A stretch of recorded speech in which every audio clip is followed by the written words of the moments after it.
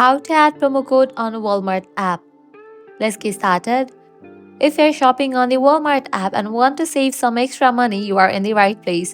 In today's video, I'm going to show you exactly how to add a promo code to the Walmart app.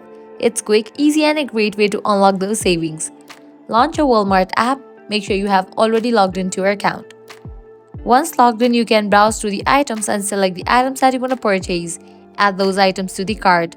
Then head over to the cart section. At the top right, you're gonna find the cart icon. Once you're on the cart page, now you can proceed to checkout.